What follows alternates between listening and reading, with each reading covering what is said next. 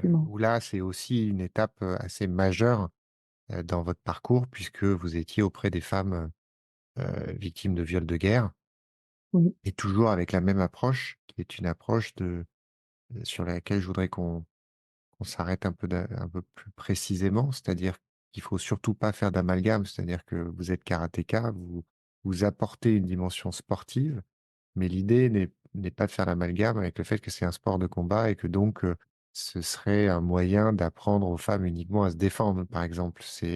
Vous me dites si je me trompe, mais c'est pas ça l'idée. L'idée, vous allez l'expliquer, c'est avant tout le sport. Il s'avère que vous, c'est le karaté, bien évidemment et assez logiquement. Comment est né finalement ce constat, cette réalisation que, pour une femme qui a subi des atteintes psychologiques et physiques, l'activité sportive, la reprise de possession de son corps, mais la mise en mouvement de son corps, a un effet bénéfique et que donc, du coup, vous êtes engagé dans cette voie-là et plus spécifiquement au Congo, comment ça s'est passé? Au Quai Branly avait lieu le Forum mondial des femmes francophones en 2013 et là intervient le docteur Denis Mukwege qui est, pardon, depuis en 2018, co-prix Nobel de la paix avec Nadia Mourad. Et donc 2014, il témoigne de son travail de chirurgien, gynécologue chirurgien, puisque comme vous l'avez dit, le viol est utilisé comme arme de guerre. Où depuis 1999, il opère des milliers de femmes, qui ont toutes leurs parties génitales perforées suite au viol, aux violences barbares. On peut pas, je sais pas comment qualifier ce fait. Et je suis vraiment extrêmement touchée par son témoignage, où il a même risqué sa vie. Il y a eu une tentative d'assassinat quand il a mobilisé la communauté internationale pour qu'elle intervienne sur ce qui se produit et qui se produit encore dans son pays, et la région Kivu en particulier. Et je me suis dit, je venais de faire le marathon au Burundi, qui est le pays frontalier au Congo et à Bukavu, là où il travaille. Et le constat que j'ai fait, que vous avez évoqué, c'est que quand je suis arrivée de manière, j'y suis allée avec cette expérience, avec l'expérience que j'avais, évidemment d'experte du sport de karaté, mais aussi j'y suis allée de manière assez intuitive, avec beaucoup de cœur et de volonté, de rencontrer les survivantes et de me dire, voilà, de quelle manière on peut aussi être utile, comment je peux participer à leur reconstruction.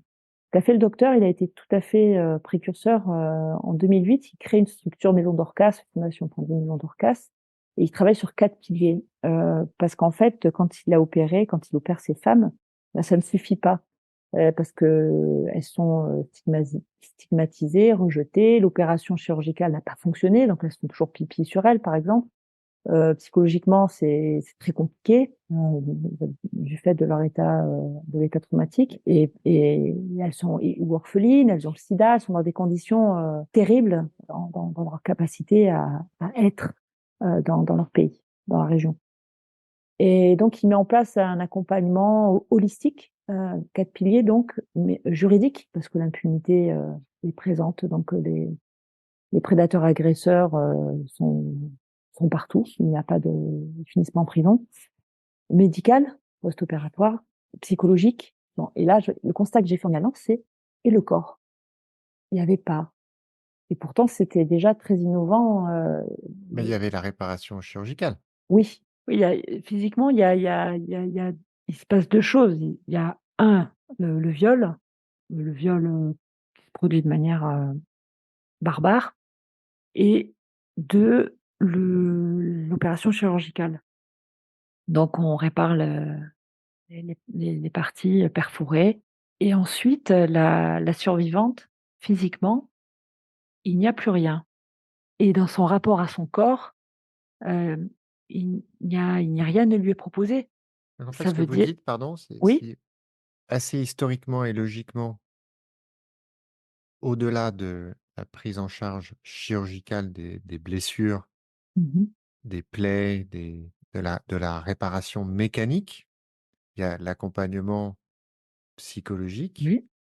mais ce qui manquait, c'est l'accompagnement physique. Absolument, au-delà de la simple réparation. absolument. C'est comme si en fait, on dissocie, l'impact, enfin le traumatisme qui est né d'une agression physique et qu'on ne donnait une réponse, ce qui est le cas, majoritairement, qu'une réponse psychologique. Alors que oui, effectivement, dans ce cas-là, nous on se moi je me dis: «Mais ne dissocions pas sa capacité de résilience à du corps, en fait». C'est ça qui me choque, en fait, c'est de me dire: «Mais ce trauma psychologique identifié est arrivé par le corps, mais on fait rien derrière par le corps». Ce que vous nous dites aujourd'hui, c'est que c'est une vraie lacune Bien de sûr, la prise en charge et du parcours de soins, alors que quand on vous écoute, et en fait, c'est du bon sens. On ne peut pas absolument, traiter que le psychologique. Tout ça est interconnecté. absolument Tout est et nécessaire, mais rien n'est suffisant. c'est ça.